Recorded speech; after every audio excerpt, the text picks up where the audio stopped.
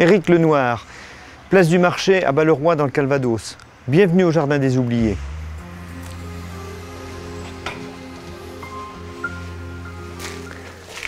Alors pourquoi ce nom du Jardin des Oubliés?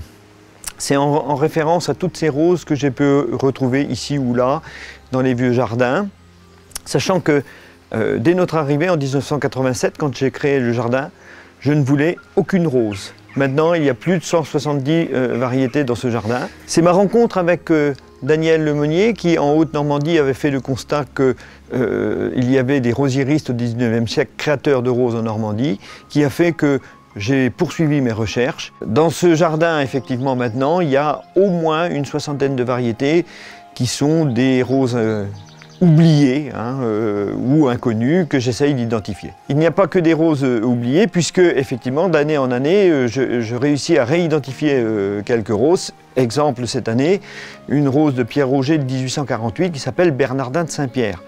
C'est une heureuse réidentification puisque Bernardin de Saint-Pierre est mort en 1814, ça fait exactement 200 ans. Alors le mieux effectivement c'est d'aller voir toutes ces roses oubliées et réidentifiées dans le jardin du Haut.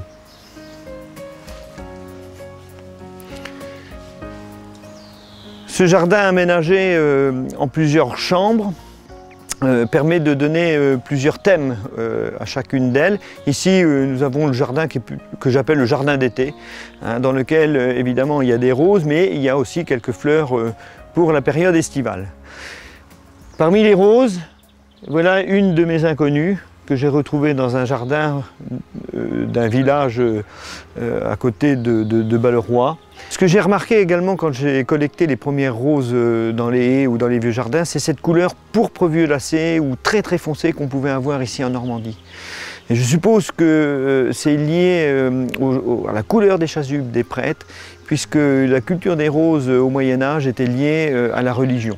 Mais aussi dans ce jardin, il y a des roses connues et répertoriées. Je pense à ces rosiers des années 80, rosiers paysages, Smarty par exemple ici, ou alors ces multifleurs, ou hybrides de multifleurs, Ghislaine de Féligonde qui est connue, très connue dans les jardins en Normandie.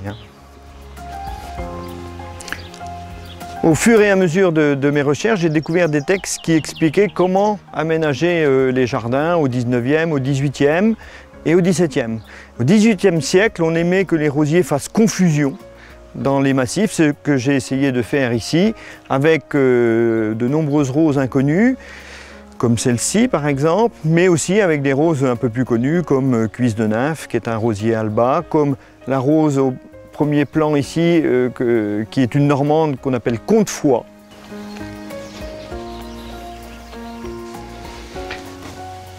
En fait, au Jardin des Oubliés, il y a deux parties. La partie historiquement créée en 1987 et une deuxième partie ici, qui est un jardin beaucoup plus dans la rigueur, avec un tracé géométrique, et dans lequel je regroupe les roses bas normandes, qui ont été créées et qui sont encore connues et répertoriées. Donc l'idée de multiplier le plus grand nombre de roses, c'était une chance supplémentaire de pouvoir les conserver. À l'exemple, par exemple, de ce massif des roses de la famille Levavasseur de Hussy, près de Falaise, dans le Calvados, avec ce premier rosier Polyantha créé en 1905, la rose Madame Norbert Levavasseur, qui à elle seule a engendré plus d'une vingtaine de roses au XXe siècle.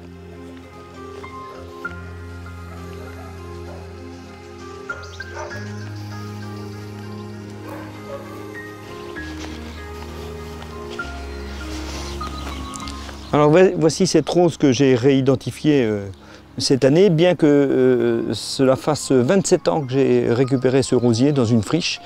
Et les problèmes de couleurs différentes que peut avoir ce rosier se cumulaient d'année en année. J'ai dû attendre de nombreuses saisons pour déterminer vraiment quel est ce rosier. Donc il s'agit effectivement de Bernardin de Saint-Pierre, de Pierre Auger qui était de Caen, rose créée en 1848 et du groupe des Bourbons.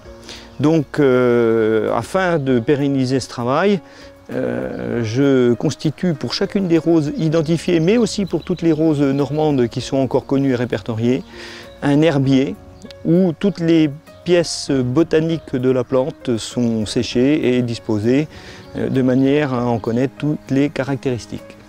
Espérons que ce travail de recherche puisse se pérenniser et dure plus longtemps que la vie d'une rose.